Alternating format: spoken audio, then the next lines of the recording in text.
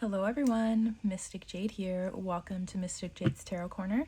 Today we are going to do the first episode in a mini-series that I am calling All Tea, No Shade, the Tarot and Oracle Edition.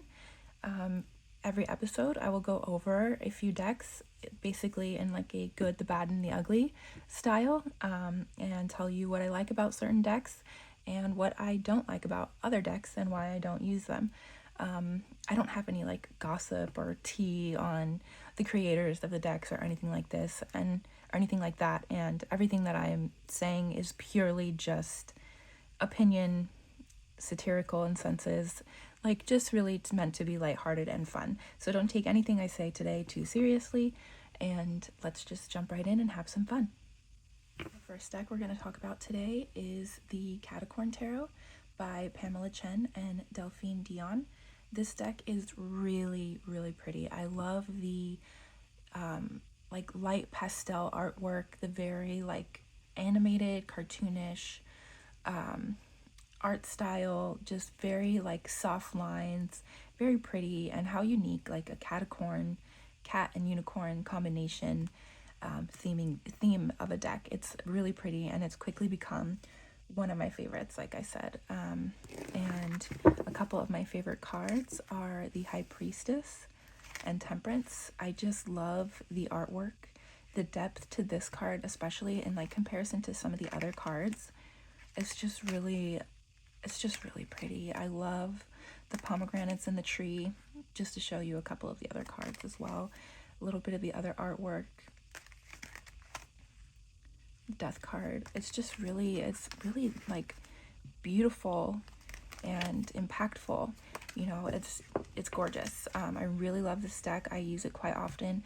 And in the Temperance card, I love that it's kind of a cat reaching into the water, like kind of taking a risk, but also you know, trying to balance on the edge. There's just like a lot going on here in this card. I love the rainbow betta fish. I love betta fish. I've had several betta fish throughout my life, and I just really love the energy of the Temperance card overall. Generally, in any deck, Temperance is one of my favorite cards. Usually I get very disappointed with the deck if I don't like the Temperance card. If I see it like online, if I'm shopping for a deck and I don't like the Temperance card, I won't buy the deck. That's how serious I am about Temperance. But anyway, yes, so that's just a few things I really like about this deck. The book is okay. It has some simple explanations, some reversed, some decent themed insight, you know, if you want to really relate to the actual meaning of the card, and then a couple spreads, your typical how to read tarot kind of stuff. But yeah, overall, this deck is just really, really pretty, and I enjoy the artwork and the pastel colors, like I said, and the variety of cats. It's just incredibly, incredibly unique. Look at the Emperor card. There's just so much depth in some of these that's like unexpected when you see other ones, you know? I hope that's translating. The Eight of Pentacles. This is another one of my favorite cards in every deck. This is a card I've gravitated towards. It's a card I use all the time. I will put it on my my altar to help keep me motivated and help, you know, remind me that the grind is worth it, you know? And then the Lovers. Oh, Five of Swords. Ace of Cups. But yeah, so that is the Catacorn Tarot and one of the good decks. I have one other good deck I'm going to show. And yeah. And the other good deck I'm going to mention today is the This Might Help Oracle by Isabel Rotman. You've seen this deck on my channel a couple times already. I am absolutely in love with this deck. I love the clarifying messages. I love how hard-hitting it can be. It really does not joke around, and it shuffles really well for being such a like thick deck and so small. It shuffles like beautifully, just like a dream. And the cards are really, the artwork, I really like the art style, and each card is a symbol from their This Might Hurt, or not oracle, a symbol from the imagery from each card of their This Might Hurt tarot deck. So if you don't relate to any of the images, that may be why, but like some of them are obvious, like the ram is obviously going to be the emperor and other ones are not. I don't care for this image in particular. That's like my least favorite card. I don't even remember what card that is. It might be 8 of Wands. And then we have like this one, 6 of Wands. That's the wreath on top of the wand that the victorious person on the horse is carrying. You know, the raised cups, that's going to be your 3 of Cups. This is the moon. This is the death card. And I just really appreciate the art style and like the thoughtfulness. Oh, here, this one.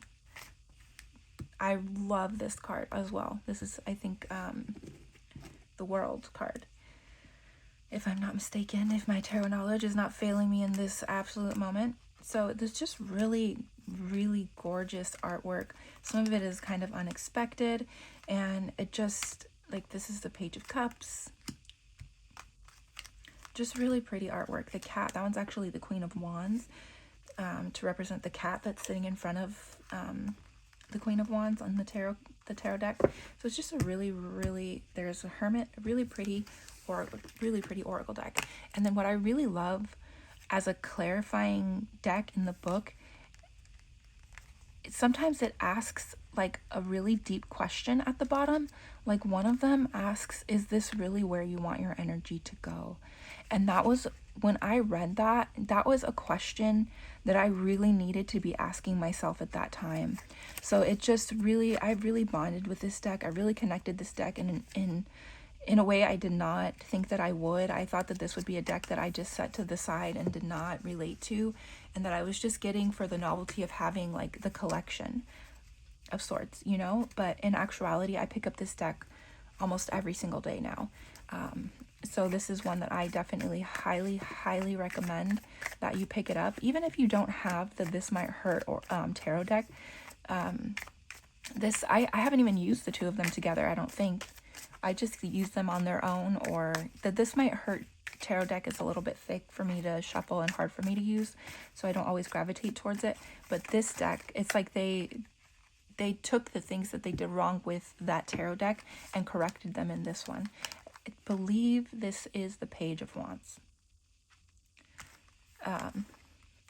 Yeah, it's just a really, really beautiful deck. I love the color scheme. I love the, like I said, the imagery and the art and how it relates to the tarot deck. Actually, that's the moon, not deep water. I don't remember what deep water is. This is the moon. Duh, because of 18. And then we have the devil.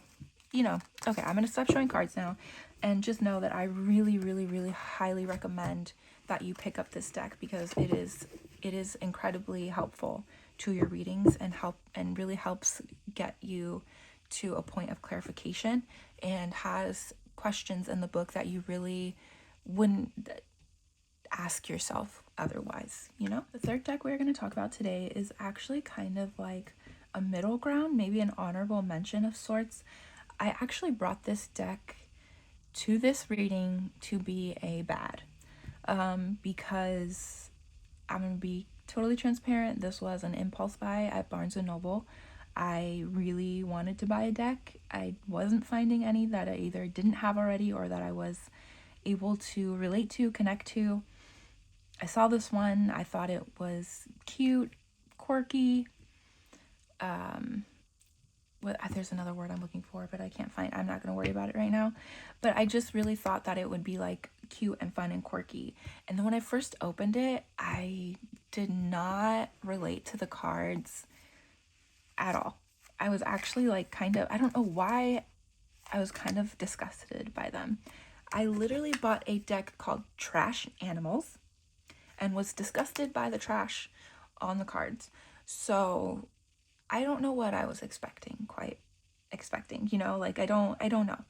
So I brought it home and I put it down, never to be touched again until I brought it home, went through it, and then put it away, never to be touched again until the other day when I brought it out to prepare for this video. And that tells you how long it takes me to prepare some of these videos, having a family and life and work and all of that. Like sometimes I really am setting these videos up days in advance. Anyway, my point is, I did not relate to this deck, and I thought it was ugly, and I didn't like the trash. I didn't like the messages. And then when I picked it up the other day to go through it again and talk about it in this video, I was like, hey, wait a minute. This is actually kind of cute. And then I was going through the book and I was like, okay, these messages are actually like really cute. And I actually like this. So it's at the time of this recording, it's not posted, but by the time this is posted, it should be posted on my Instagram. I even did a little carousel of all, like a card for each zodiac. If you want to go check that out, follow me on Instagram, Mysticjadestarotmancy. Shameless plug there. Also, while we're shamelessly plugging ourselves, gross. Anyway, I have another channel where I read from my tarot and oracle deck collection, about over 100 decks. I do readings over there, and that channel is at Mysticjadestarotmancy. So make sure you go ahead and give me a follow over there. And really, I have some really heavy hitting messages going on over there. So if you're ready to be read, I guess, go ahead and check out my other channel at Mysticjadestarotmancy, and it's also linked in my description. Anyways, back to this deck. As I'm just flipping through all the cards and talking about myself, I really like it. Like, I really like the energy behind it. I really like the artwork. I really like the messages. I mean, that's so cute. Look at, they're sharing a meal. Who cares if they got it from the trash? A meal's a meal, right? Look at the raccoon, mischief maker. It's just so pretty. Like, it's actually really pretty. And I think I'm going to enjoy this deck now if I bring it out more often and I really try to connect with it. I don't know what was in my head, in my mind, when I decided that this deck was not actually worth my time. How rude of me. But, you know, sometimes maybe at that time I just was not ready, or, you know, whatever energy this was carrying at that time was not for me. And now that things have shifted, I have grown and changed, my practice has grown and changed, now I can connect and relate to this deck a lot more. This would have been a deck that I would have told you, I have, you know, more videos planned, obviously, right? Like, one I'm going to do is decks that I cannot understand or just can't grasp the concept of, and this was going to be in that video also, but not anymore. So that just really shows like how far I've come and how much growth I've really done. But let's go on. We have 2 more decks that we're going to go through, and now we're getting into the schmuggly ugly. Okay, cringe. And getting into the ugly, which is actually not ugly at all. I love this deck. I love this deck. I will never get rid of this deck. This is a forever deck for me.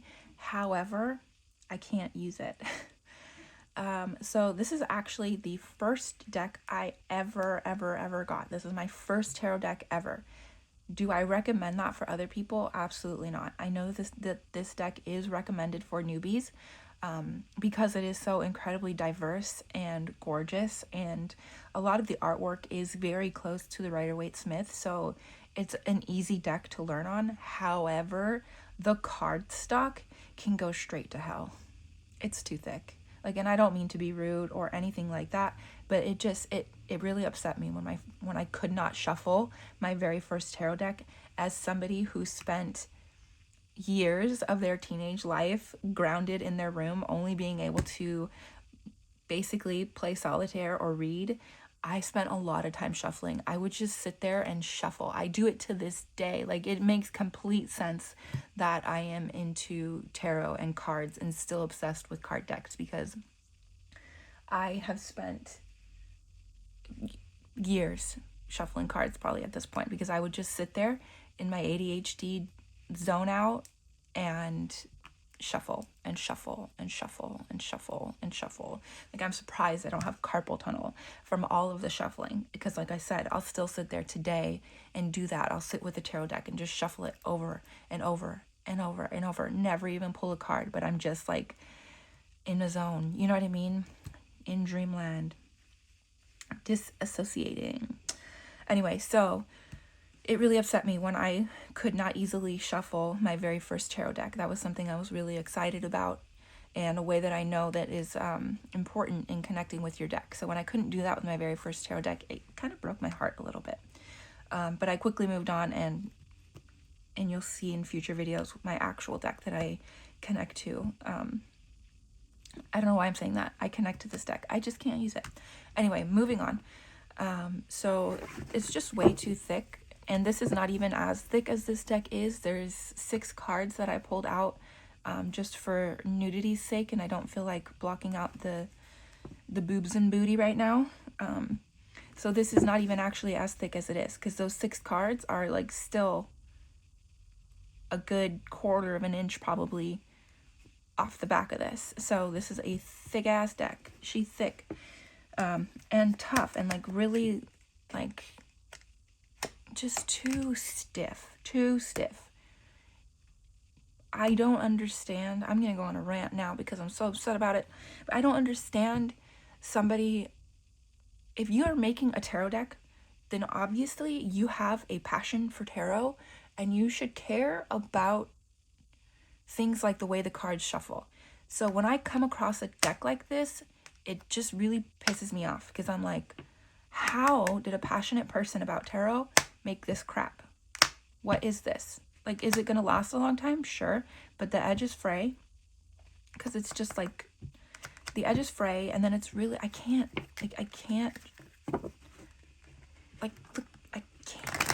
So, like just absolutely stiff, and it's pissing me off, and now I'm getting rid of the cards I wanted on top. No, they're still there. Okay.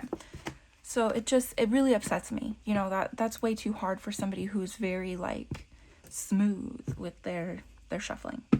Okay, rant over. If you're a creator of a tarot deck, do better. Do better, babe. Anyway, the reason I bought this deck, like I said, it was just very starting out in tarot. I had not had any decks yet, and now the gardening starting. If you hear that, I am so sorry. Of course. So I'm going to try to rush through the rest of this now that the gardening is starting and hope that my voice cancels out that gardening noises. Anyways, so the reason I bought this deck, because as an immature witch and not ever having picked up a tarot deck, I related to the Ten of Swords.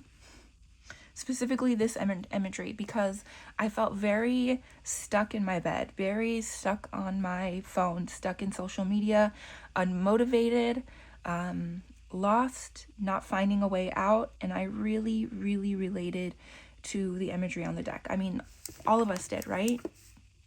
It's the cover.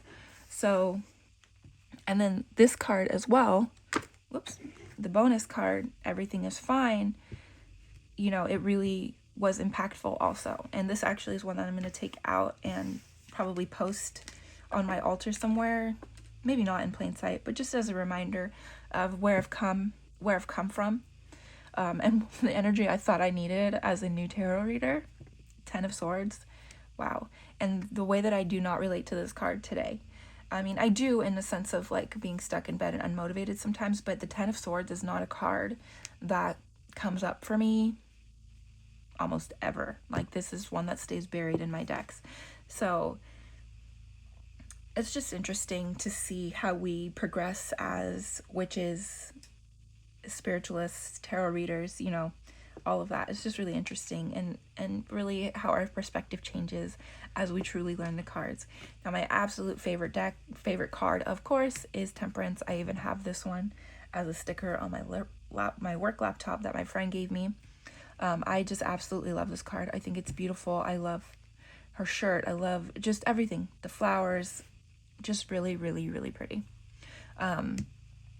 Because I don't use this deck and it was my first one, it stays on my tarot altar in a like special sleeve that I made for it that has a window, and the Temperance card sits within that window and always is present on the deck or on my altar, just because I love it so much and I love this deck so much. I just really wish that it was not so thick. Some of the imagery it's incredibly diverse, and really brings the imagery of the Rider-Waite-Smith into a modern perspective while still keeping the tradition and like culture and heritage of the deck. It's very, I love this deck. I really love this deck. If you guys know of an alternative to this deck that isn't so thick, I don't want to say alternative because I feel like to order anything other than this one is not the original, so I can't do that. You know what I mean? Like, even if it would be easier to shuffle, it's not this one created by Lisa Steele. Sorry. It's one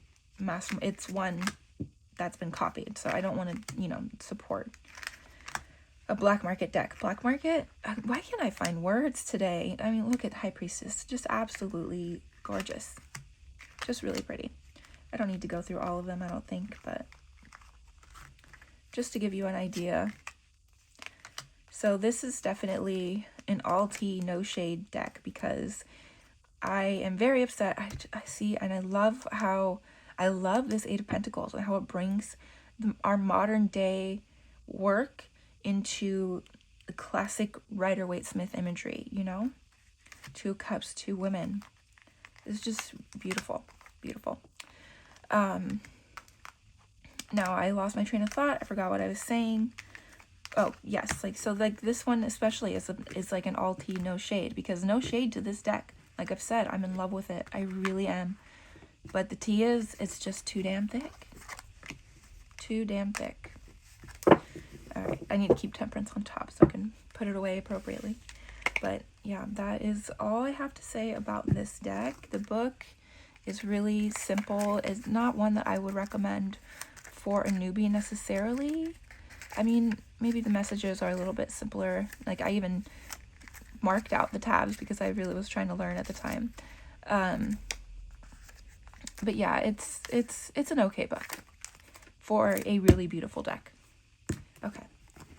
And last and kind of least, because we are getting into the one tarot deck that I absolutely hate. Drum roll, please. Are you surprised? The Wild Unknown by Kim Kranz. There's one reason, and one reason only, why I cannot stand this deck. And it has been pointed out by other people. I did not see it pointed out by other people before I purchased this deck. This was the 2nd or 3rd deck I ever bought. So I got this in like 2021 when it was really popping off and really popular. And I immediately regretted it. What in the booty hole is this card? What is going on here, Kim? Why? The Sun card is a beautiful child in a lush gardenscape imagery on a horse. Like, there are so many other things that could have been done with this card, even in the way of this dark imagery. Like, there's so many other things that could have been done with this card, and booty hole is what we get. I don't want to look at it anymore. Like, I can't. So this deck has been, and I love this. I love this snake on the Son of Wands. Like, there are cards in this that I really enjoy. So if I could find a replacement for the Sun card, that'd be really cool. If you know anybody that like makes a replacement for this card or has a suggestion on what I can do, I'm thinking about like sticking an actual Sun card sticker over this. Maybe I'll do it now. Hold on. Let's see if I ruin this deck. Who cares? I don't use it anyways. But maybe this will make it so I do use it.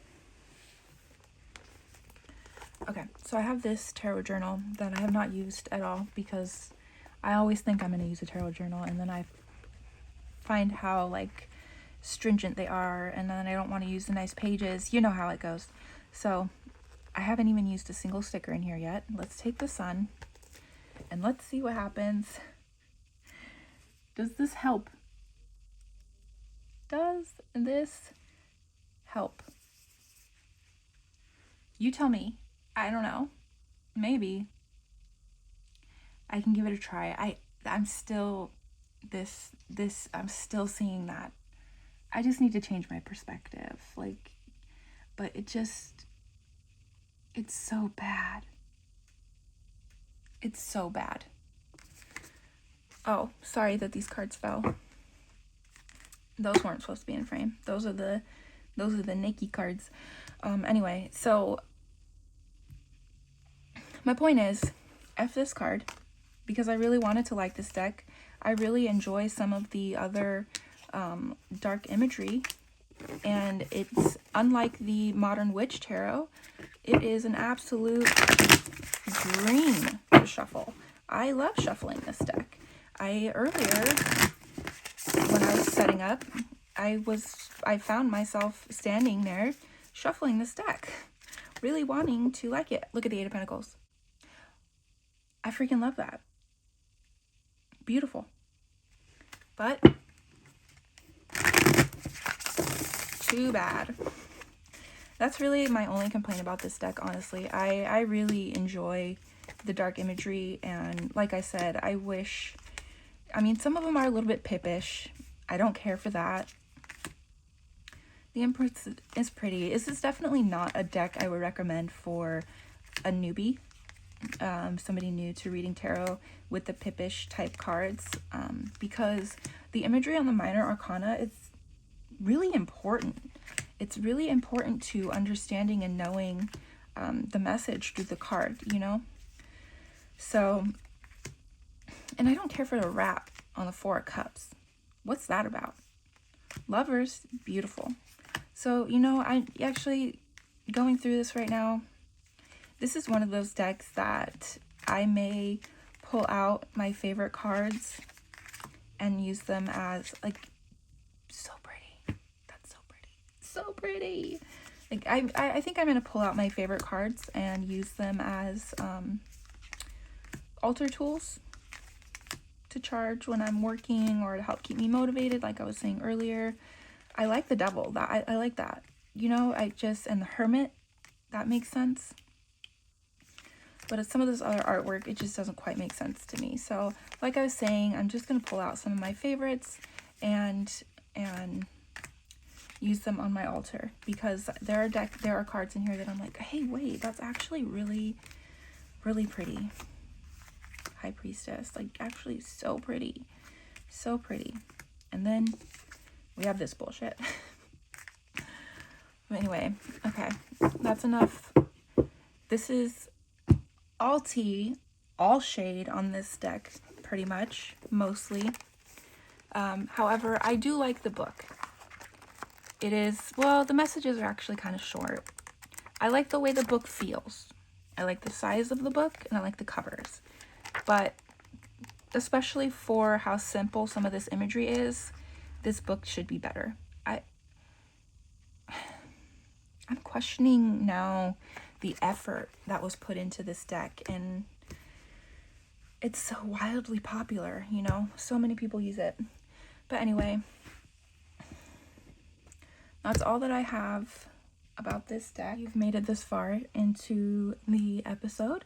Make sure to leave in the comments which deck is your favorite. If you agree with me on the Sun card, make sure you're leaving your opinion down in the comments below, so that we can chat about it and we have even more to relate to later, or I can even do some honorable mentions about comments in future videos and future episodes. So be sure to leave your opinion below, and your comment just might be featured in a future video. If you don't feel like leaving your opinion, just leave a Joker card and let me know that you support me and that you stuck around. Thank you so much for watching. We had the good, the mediocre, maybe growing in love, growing in connection, and the bad and the absolutely ugly.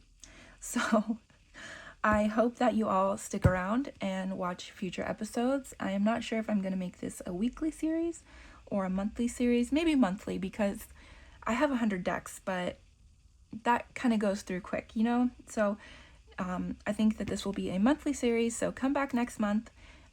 This is not going to be my only series. I have more videos being posted throughout that month. So make sure that you keep your eyes on my channel, like, subscribe, comment, do all the things, because I cannot grow as a tarot collector, a YouTube reader, all of those things without your love and support. And it is greatly, greatly appreciated.